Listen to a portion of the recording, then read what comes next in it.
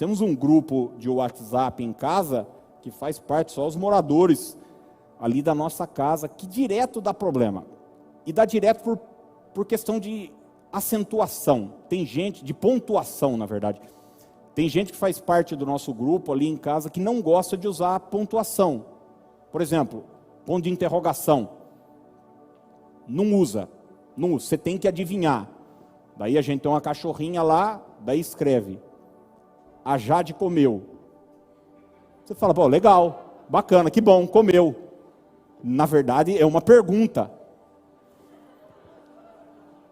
E a pessoa, ela acha que a gente tem que entender, né? E a gente briga direto. Será que é difícil colocar um ponto de interrogação? Porque muda tudo. Você pode matar pessoas por falta de um ponto de um ponto de interrogação. No ministério de Jesus fazia muitas perguntas. Ele não tinha problema nenhum com pontuação, com nada disso. Jesus fazia muitas perguntas. Aliás, muitas vezes Jesus respondia uma pergunta que lhe era feita com uma outra pergunta, levando a pessoa a pensar, né? Ele perguntou para os discípulos muitas vezes, viu, o que é que estão falando de mim? Quem as pessoas estão dizendo que eu sou? Né? Uma vez alguém perguntou para ele, qual é o grande mandamento e tal. Jesus perguntou, mas como é que você lê a palavra, né? O que é que você entende acerca de tudo isso? Porém, Jesus também no seu ministério fazia muitas afirmações. Aliás, existe uma expressão, e é sobre essa expressão que eu quero conversar com você hoje de forma muito direta e objetiva, que eu quero trazer algumas verdades da palavra de Deus. E a expressão é: vos afirmo que. Vos afirmo que. Se você notar, durante os 3 anos e meio de ministério de Jesus, por diversas vezes, ele vai usar essa expressão. Vos afirmo que. Ele não está falando de algo que ele sente, de algo que ele desconfia, que ele está achando. E você sabe que na nossa vida a gente fala muita bobagem, né, gente? Eu não sei você, mas eu já falei muita bobagem na minha vida, porque eu falei do que não sabia, eu falei do que achava, eu falei do que desconfiava, eu falei muitas vezes daquilo que eu estava sentindo. E eu já tive problemas com amigos por causa de falar o que eu estava sentindo e não daquilo que eu sabia. Mas Jesus não está falando do que sente, do que percebe, do que acha e do que desconfia. Jesus está falando daquilo que sabe, daquilo que é certo. Ele está fazendo afirmações. E eu separei 3 delas para nós pensarmos hoje à noite. A primeira delas está em Mateus capítulo 11. Se você tiver a Bíblia aí, nós vamos passar todos os textos, mas eu tenho dito sempre para o pessoal, não perca o costume de trazer sua Bíblia para o culto, para a reunião da igreja. Está em casa, vai passar o texto, pegue a Bíblia, abra, marque, anote, caneta na mão, bloco de notas. Marcos capítulo 11, verso, eu falei Mateus, né? Eu falei errado. Marcos 11. Você vê que o negócio da fake news lá não foi só uma vez. Marcos 11, 23, por favor. Marcos 11, 23. Vos afirmo que. O texto diz assim: porque em verdade vos afirmo que, se alguém disser a este monte, ergue-te e lança-te no mar, e não duvidar no seu coração, mas crer que se fará o que diz, assim será com ele. E a primeira verdade, a primeira afirmação que eu quero deixar claro hoje à noite é a seguinte: a fé move montanhas. Vamos falar isso juntos? Diga: a fé move montanhas. Jesus está fazendo uma afirmação, ele diz: em verdade eu vos afirmo. É uma constatação isso. Se alguém disser a este monte, ergue-te, lança-te no mar, não duvidar no seu coração, mas acreditar, crer, colocar a sua fé, que isso é possível, vai acontecer. Jesus deixou claro no seu ministério, para os seus discípulos, essa verdade. Os céus passam, a terra passa, mas as palavras de Jesus continuam valendo. 2000 anos depois, a fé move montanhas. Uma montanha nos traz a figura de um obstáculo, de algo que está para ser transposto. E o que Jesus está dizendo é o seguinte, é que através da fé, através do poder da fé, os obstáculos poderão ser superados. É interessante que muitas vezes a gente reclama dos obstáculos que aparecem na vida da gente, mas nós admiramos os grandes homens do passado, em especial os homens de Deus. E se você parar para notar, nós admiramos esses grandes homens do passado, não porque eles eram bonitos, não porque na vida deles tudo deu certo sempre, mas porque eles superaram obstáculos. A vida desses, por exemplo, você pega a vida de José. Por que a vida de José é tão surpreendente, gente? Por causa dos obstáculos que ele superou. Por que a vida de Davi é tão surpreendente? Porque tudo deu certo na vida de Davi, ele nasceu numa família super funcional, seus irmãos o amavam, ele nunca enfrentou dificuldades, Deus o escolheu e assim um tapete vermelho foi... Não! Pelos obstáculos que ele superou. E você vai ver que todos esses homens de Deus, na Bíblia e na história, conseguiram superar esses obstáculos, não com recursos próprios, não porque eles eram sábios, não porque eles tinham condição humana para fazer isso, mas todos eles superaram os obstáculos pelo poder da fé. Certeza daquilo que eu não estou vendo, convicção daquilo que está para acontecer. Olha o que Paulo, escrevendo aos Romanos, no capítulo 4, escreveu. Romanos capítulo 4, verso 19, 20 e 21. Paulo está fazendo referência a Abraão. E você sabe que Deus chamou Abraão para ser o quê? Pai de uma nação. Agora, existe um obstáculo. Aliás, um obstáculo não. Existiam vários obstáculos e Paulo vai citá-los aqui. Porque, gente, se Deus chama Abraão, para pensar comigo, Abraão é um meninão de 19 anos que está noivo de uma meninona de 19 anos e estão a flor da pele, os hormônios estão explodindo, estourando, e nós queremos fazer menino, e nós vamos casar, e nós estamos felizes, e vamos povoar a terra, encher a terra. Nós íamos estar falando de Abraão aqui, não? Com certeza não.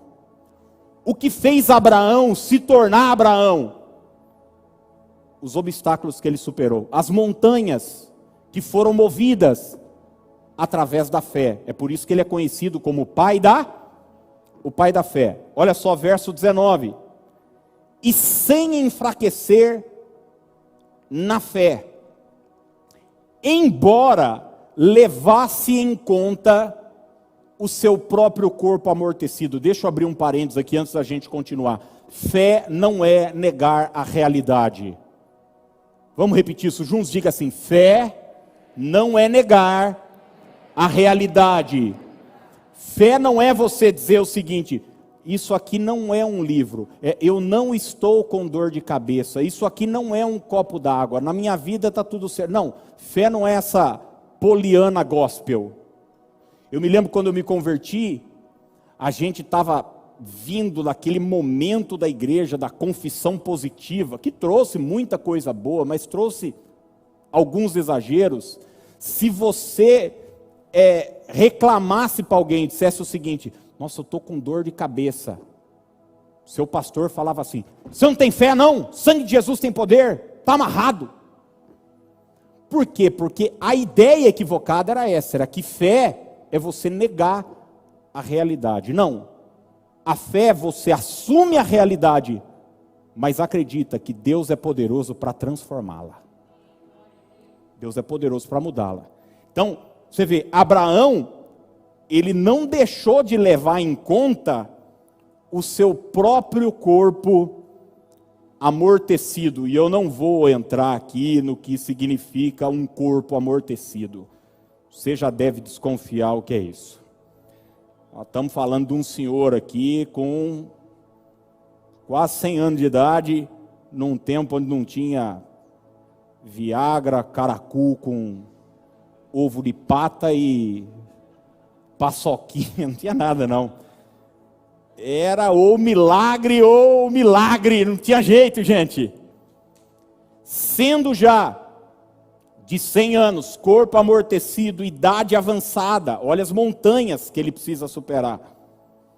A idade avançada de Sara, que tem esse problema também. A mulher tinha a idade avançada, porque você se lembra que quando a Agar apareceu na jogada, o corpo amortecido do nosso amigo Abraão aqui ressurgiu das cinzas, né? Não duvidou, por incredulidade da promessa de Deus, mas pela o que, gente? Pela o que? Pela fé, se fortaleceu dando glória a Deus, estando plenamente convicto de que Ele era poderoso para cumprir o que prometera. Então a fé é a seguinte, a fé vai tirar a minha atenção das minhas condições, dos meus recursos e vai colocar a atenção naquilo que Deus falou. Quando é que a fé vai ter resultado na minha vida? Quando eu tiro a minha atenção da minha montanha, do meu problema, da minha dificuldade, do meu corpo amortecido, da minha idade avançada, da idade avançada da minha esposa, ou seja, de tudo aquilo que é contra as promessas de Deus para a minha vida, e coloco a minha atenção naquilo que Deus falou. Eu gosto sempre de dar esse exemplo, porque eu vivi isso na minha vida há 2 anos, quando fui internado. Muitas vozes vieram, muitas opiniões, sensações, emoções, e eu precisei escolher que voz eu iria ouvir, qual frequência eu iria sintonizar a minha vida. Quando você sintoniza a sua vida na frequência da fé, os obstáculos serão removidos. E a pergunta que eu faço para você hoje à noite é: qual é a sua montanha? Porque todos nós aqui temos uma montanha. Sabe aquela pessoa que você olha para ela e fala, tudo na vida desse cara tá bom, você tá com a vida ganha, deu tudo certo. Parece, porque as fotos dela no Instagram são bonitas. Ela está sempre sorrindo. Pois é, ela também tem a montanha. Todo mundo tem sua montanha, sua diversidade, seu problema, sua dificuldade. Às vezes uma questão física, uma adversidade financeira, um problema familiar. Jesus Cristo disse, na frente do túmulo de Lázaro, eu não disse para vocês que se vocês crescem, vocês veriam a glória de Deus. A fé pode vencer, inclusive a morte.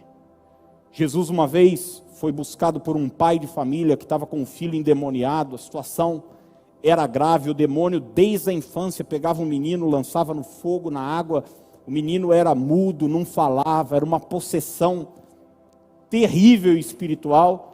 E o pai procura Jesus e diz, se o senhor puder fazer alguma coisa, eu já procurei ajuda para os discípulos, eles não puderam. E a resposta de Jesus para ele em Marcos 9:23 foi a seguinte: tudo é possível ao que crê. Vamos dizer juntos essa verdade? Diga, tudo é possível ao que crê. A questão não é se a gente tem condição ou não, é se a gente sente ou não. Infelizmente, eu acredito que boa parte do povo de Deus está sofrendo mais pelo seu sentimento do que por uma ação maligna. Se o diabo te deixar só com as suas emoções, você vai para o precipício, para o abismo com suas emoções e sensações. Que a gente quer caminhar através do nosso emocional, daquilo que a gente sente, percebe, consegue. Não. O justo viverá pela fé. Pela fé. Quando a gente coloca a nossa fé em ação, muralhas, montanhas serão removidas em nome de Jesus. Antes de passar para o próximo ponto, só um parênteses. Há um tempo atrás, alguém escreveu algo, eu li em algum lugar, eu achei interessante, que quando você ora pela fé, para que Deus remova uma montanha, algumas vezes vai acontecer isso que Marcos falou. A montanha se levanta e desaparece. Você já fez uma oração assim e instantaneamente a coisa mudou? Eu já fiz. Sim, uma coisa que você estava precisando de um milagre, mas ele diz o seguinte: mas de vez em quando você vai orar para uma montanha desaparecer na sua vida, sabe o que Deus vai fazer? Vai te dar uma pá. Já viveu essa experiência? Não. Tem áreas da minha vida que a montanha desapareceu. Outras áreas, Deus falou, vai desaparecer. Está aqui uma pazinha, vai cavando, meu filho. Vai arrancando, pouco a pouco. E daqui a pouco essa montanha vai desaparecer. Não importa o método, não importa como, mas importa que as muralhas cairão por terra em nome de Jesus. Os obstáculos serão transpostos pelo poder da fé. E eu acho extraordinário quando alguém procura a ajuda de Jesus e Jesus só faz uma pergunta para a pessoa. Seja, na verdade, uma declaração. Ele diz: seja feito conforme a tua fé. Jesus está dizendo o seguinte: é a sua capacidade em acreditar que vai determinar o resultado daquilo que você está buscando. Você crê que pode vencer essa enfermidade? Você crê na salvação da sua família? Você crê que Deus pode abrir as portas para você? Você crê na prosperidade, na bênção, no avanço? Se você crê, tudo é possível ao que crê. O segundo texto que eu separei para nós está em Lucas capítulo 15. Lucas 15, verso 10. Mais uma vez, a expressão surge: eu vos afirmo que, de igual modo, há júbilo diante dos anjos de Deus por um pecador que se arrepende. Há júbilo diante dos anjos de Deus por um pecador que se arrepende. A segunda afirmação que eu quero deixar para nós aqui é a seguinte: o arrependimento de um pecador produz festa no céu. Vamos falar juntos? Diga: o arrependimento de um pecador produz festa no céu. Gente, guarda uma coisa que eu vou te dizer: a igreja não é um clube social. A igreja tem o seu aspecto social, mas ela não é um clube social. A igreja não é um espaço de interação interpessoal. A igreja tem esse aspecto da comunhão, que é muito importante. Mas a igreja não é um lugar onde a gente vai, conhece pessoas legais, boas, gente que está na mesma frequência que a gente e tal. Também é isso. Mas acima de qualquer coisa, a igreja é uma agência de salvação. Nós não estamos aqui para que as pessoas se sintam bem. Nós estamos aqui para saquear o inferno. Não estamos aqui para tipo, já ouvi muito essa expressão. Não estou condenando ninguém de usar, não. Mas às vezes a gente fala o seguinte: eu vou para o culto hoje para recarregar minhas baterias. Né? Aqui não é um lugar assim, onde a gente, tipo, você enche o tanque de gasolina espiritual. Não, também é. Quantas vezes eu cheguei num culto moído, quebrado, arrebentado, rastejando e saí fortalecido, abençoado, motivado, maravilhoso. Mas a função primeira da igreja é saquear o inferno. É trazer para o mundo uma palavra de mudança, de arrependimento, de transformação, de salvação. E já temos sobre nós uma promessa: as portas do inferno não prevalecerão contra a igreja de Jesus. Nós declaramos e profetizamos salvação sobre essa cidade em nome de Jesus Cristo de Nazaré. A igreja é uma voz, como aquela voz de João Batista, até hoje dizendo: arrependei-vos, porque é chegado o reino de Deus. E quando um pecador se arrepende, quando alguém muda o seu caminho, quando uma mente muda, gente, porque arrependimento é isso. Por favor, muda a chave da sua cabeça, muda. Arrependimento não é uma oração que você repete. Arrependimento não é uma promessa que você faz para Deus.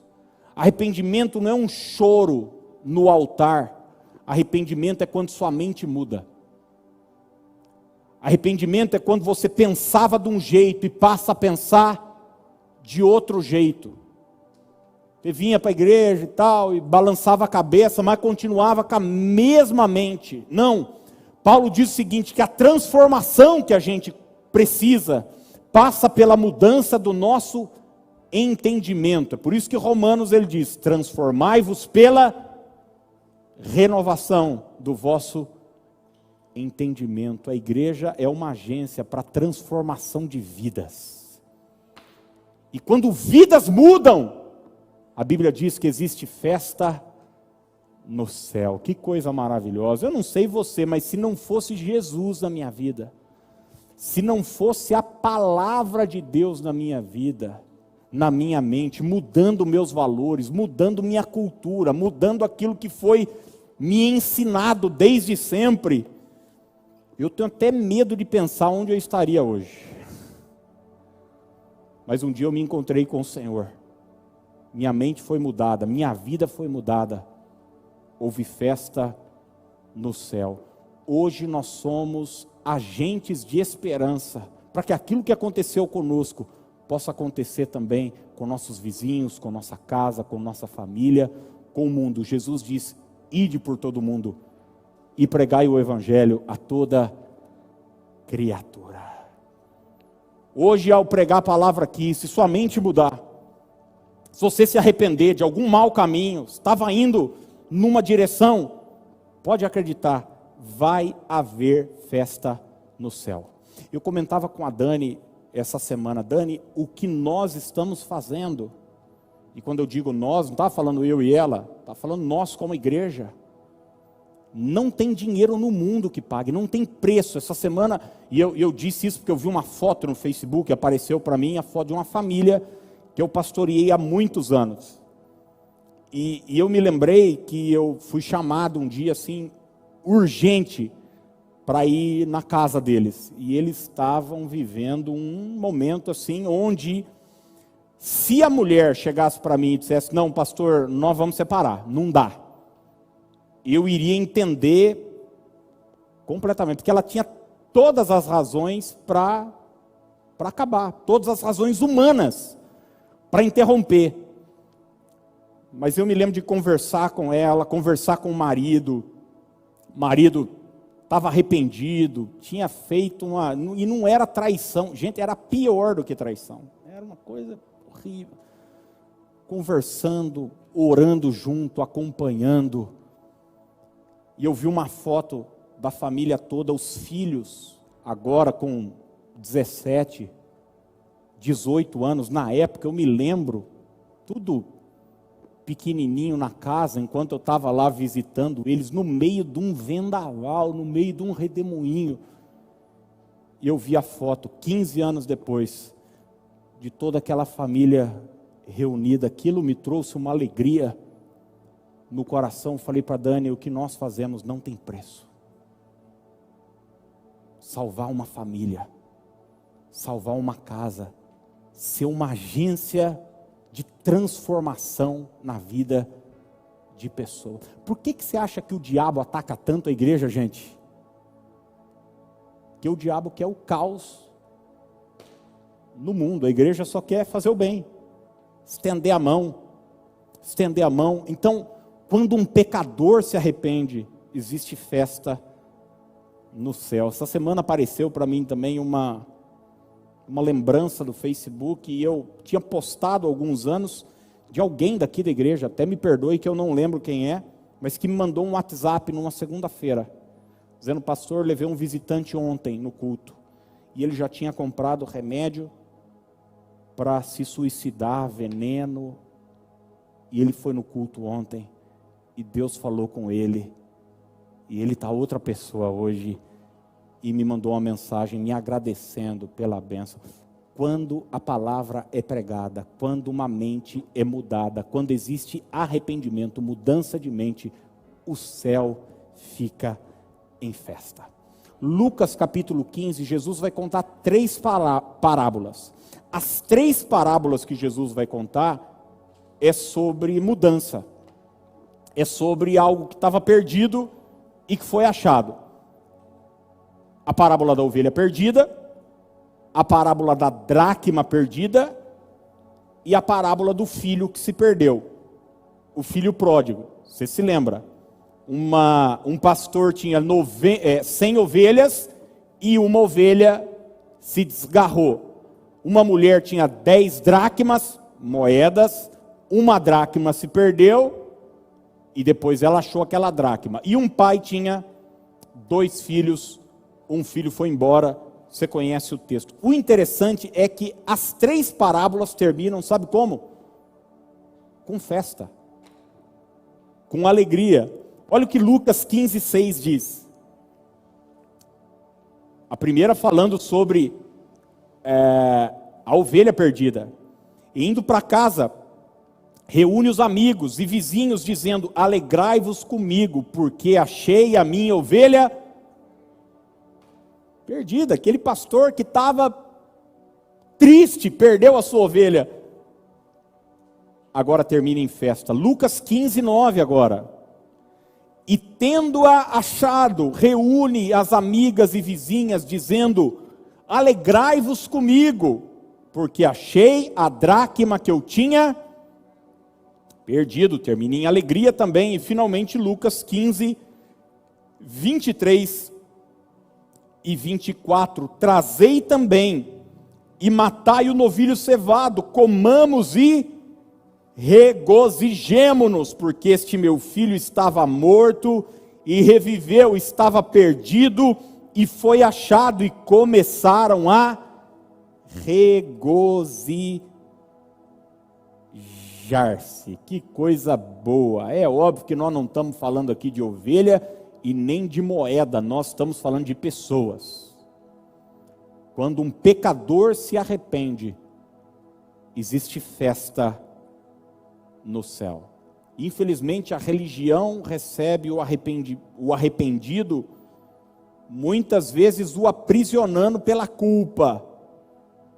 Sabe aquela coisa de eu avisei, eu falei para você. Foi a dificuldade que o irmão mais velho teve na parábola do filho pródigo. Mas o pai não. O pai recebe com festa. De repente eu estou falando para pessoas que estão afastadas, longe do caminho do Senhor, talvez nos acompanhando pela internet. Eu quero dizer para você que existe uma festa preparada para a sua volta. Volte logo, em nome de Jesus. E o terceiro e último texto que eu quero deixar para você, Evangelho de Mateus, capítulo 25, verso 40. Mateus 25, 40 diz assim: o rei, respondendo, lhes dirá. É aquele texto, gente.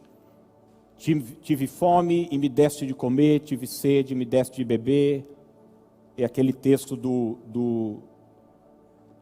do tribunal final, do julgamento de todas as coisas, o rei respondendo lhes dirá: em verdade vos afirmo que, sempre que o fizeste a um destes meus pequeninos irmãos, a mim o fizeste. Olha a afirmação de Jesus. O que Jesus está dizendo é o seguinte: o que você faz para o próximo, você faz para Deus. Vamos repetir isso juntos? Diga assim: o que você faz para o próximo, você faz para Deus. Agora diga na primeira pessoa, diga: o que eu faço para o próximo, eu faço para Deus. Sabe, eu vejo muita gente se sentindo ansiosa por fazer a obra de Deus, por querer agradar a Deus, pelo ministério. Mas infelizmente a gente logo quando pensa em obra de Deus, em ministério, a gente pensa em altar.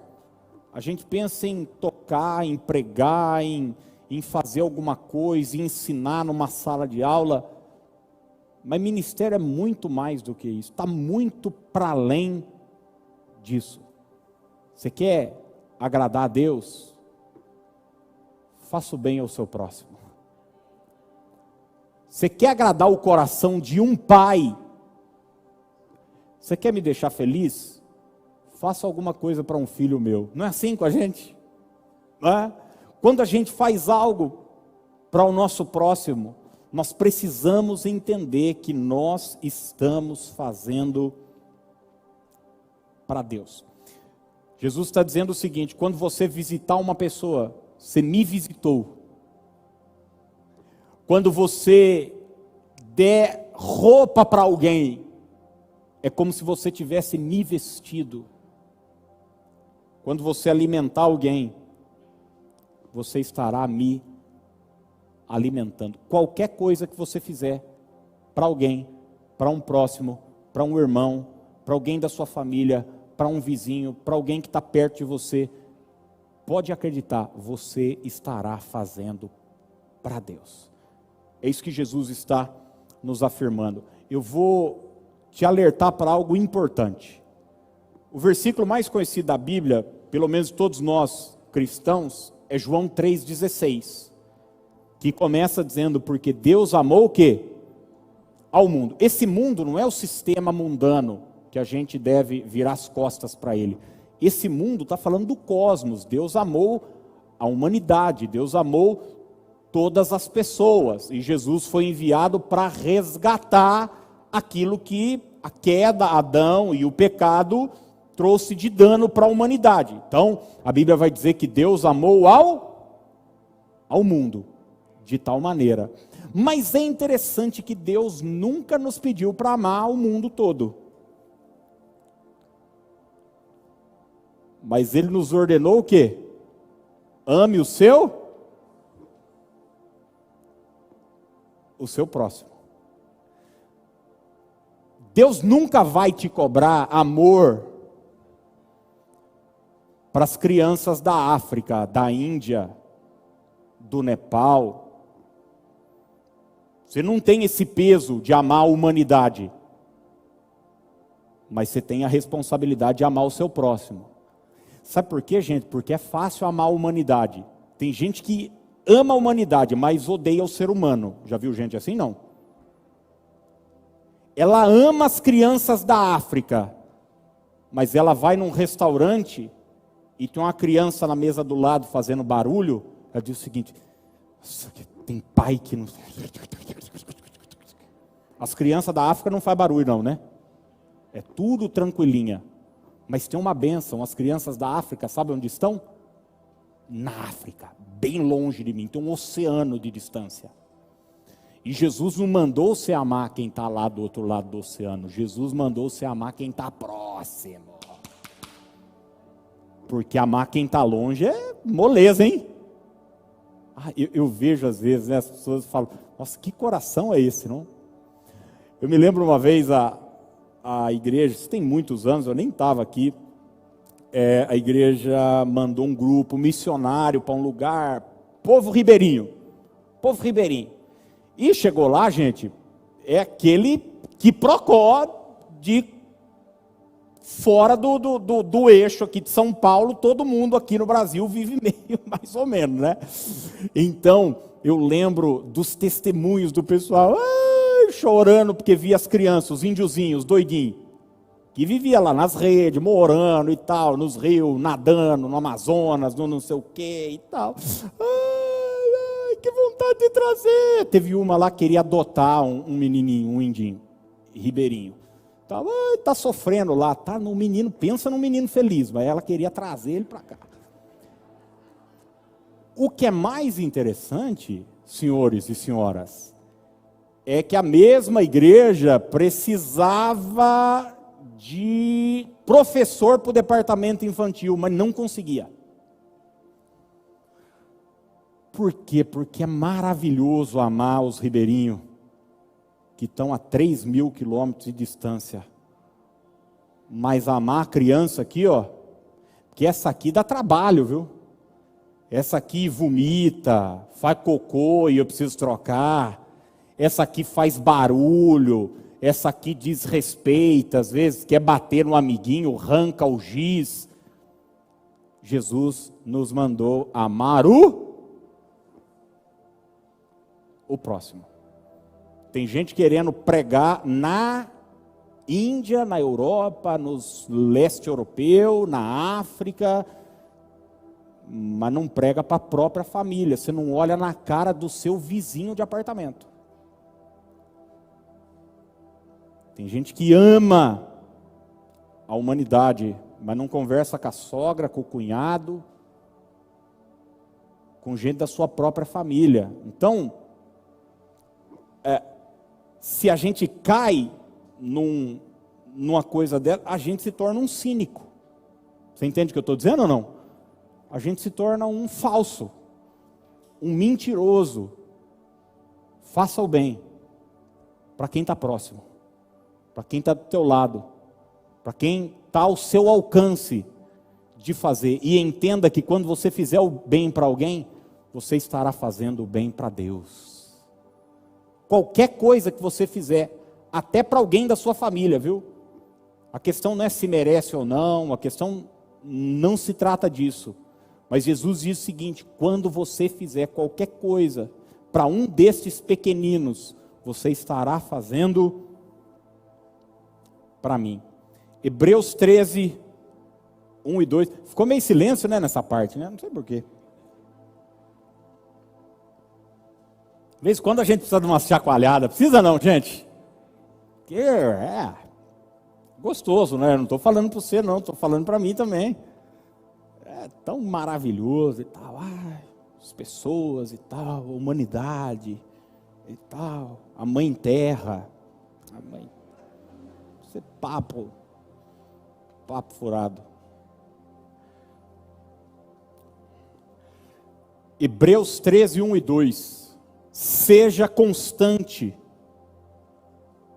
o amor fraternal. Não negligencieis a hospitalidade, pois alguns, praticando-a sem o saber, gente, eu sou apaixonado por esse versículo. Olha o que Hebreus diz: acolheram anjos. Sem saber, acolheram anjos. Então faça o bem. Faça o bem. Está ao seu alcance? Faça o bem. Está próximo de você? Estenda a mão e entenda que quando você fizer para o próximo, você estará fazendo para Deus. Essas 3 afirmações e a gente vai orar. A primeira delas, use a sua fé. Escolhe alguém aí pertinho de você e diga isso para ela. Diga, use a sua fé. Use a sua fé. Talvez alguns aqui tenham algumas montanhas para ser superadas essa semana, hein? Fala, meu Deus, tem uma meta para bater no trabalho, meu Deus do céu. Talvez você deixou uma montanha lá na sua casa. A montanha tem nome, é seu marido, é filho. São dificuldades que a gente enfrenta na vida. Use a sua fé, que a fé move montanhas. Segunda afirmação, seja um evangelista. Seja um divulgador de boas novas. Ô, gente, usa a sua rede social para alguma coisa que presta. Pelo amor de Deus, para de só falar mal de político na sua rede social.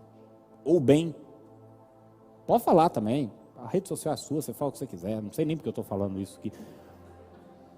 Mas usa para alguma coisa boa, para pregar a palavra de Deus, para levar esperança. Não sabe, escreve um versículo. Mas leva a esperança, seja um evangelista. Lança a semente. Quando um pecador se arrepende, existe festa no céu. E a terceira coisa, faça o bem. Faça o bem. Eu quero deixar uma lição de casa hoje aqui para você. Para você, essa semana, de propósito, fazer o bem para alguém. Fazer o bem para alguém. Pagar uma pizza para alguém. Mas está dando risada por quê? Hoje eu não estou falando para você ajudar a pessoa a desmontar um guarda-roupa. Isso sim seria uma coisa. Estou falando para pagar uma pizza, pô. Sabe por quê? Porque a gente precisa ser intencional nessas coisas. Porque, por natureza, a gente é o quê? Eu não sei você, mas eu, por natureza, sou egoísta. Minha natureza. A natureza nossa é pensar na gente só. Só na gente. Então, fazer o bem precisa ser algo intencional. Paga uma pizza para alguém. Quer ver uma outra dica para você? Seu guarda-roupa está quase explodindo de tanta roupa. Faz uma limpa essa semana. Arranca umas roupas lá, irmã. A senhora não tem tanto pé. Está parecendo uma centopeia. Pega um sapato. Mas, ó, coisa boa, hein? Vai ficar dando lixo para os outros, não. Não, só tem um detalhinho, então fica para você. Ou você arruma e usa. Ou arruma e dá para a pessoa. Não fica dando lixo para os outros, não. Você vai colher lixo depois na sua vida. Entenda, quando você está dando algo para alguém, você está dando algo para quê? Para Deus, não vem com... Eu lembro, o pastor Jorge Linhares conta um testemunho, ele escreveu até um livro chamado Sanguessuga, falando sobre o espírito de miséria, muitos anos. E ele disse que ia fazer um negócio do amor, uma noite ágape na igreja dele, e daí os irmãos iam trazer as coisas, coisa que você não usava e tal. E daí o pessoal levou ventilador sem hélice. E um monte de coisa. Daí na hora que ele foi lá na sala, no departamento social da igreja e viu aquelas coisas e tal, ele falou, eu já sei o que eu vou pregar. Era o dia da festa ágape. Ele não. Chegou no culto, estava tudo na frente assim, ó. Um paletó que tinha um ferro de passar marcado, ventilador sem hélice, estava tudo assim. Ele falou, irmãos, hoje seria a nossa festa do amor, e infelizmente a gente não vai poder fazer a festa do amor. Então, nós vamos mudar de data. Eu vou pedir para cada um que trouxe vir buscar. Quem trouxe o ventilador, pode sair do seu lugar, pega aqui. Obviamente que ninguém pegou, né? Ele falou, então hoje, ao invés de fazer a festa do amor, nós vamos fazer a fogueira da miséria. Tem a fogueira Santa de Israel, né, na Universal. Lá na igreja eles fizeram a fogueira da miséria. Nós vamos queimar essa desgraça. O que eu estou querendo dizer para você é o seguinte: dê algo bom para alguém. Faça o bem. Se você puder, sabe o que você pode fazer essa semana? Se você puder, tiver ao seu alcance, pague o aluguel de alguém. E quer uma coisa melhor ainda? Boca fechada. Fala nada não. Não divulga. Que agora, esses dias eu vi, gente, uma pessoa tirou selfie com um mendigo. Não, nós estamos entrando num nível de piração total. Ajude, estenda a mão, faça o bem, e certamente você estará fazendo para Deus. Amém, gente? Fica de pé, para nós orarmos, no nome de Jesus. Coloca a mão no seu coração. Eu vos afirmo que a fé move montanhas. Quando um pecador se arrepende, existe festa no céu. E quando você faz algo para o seu próximo, você está fazendo para Deus.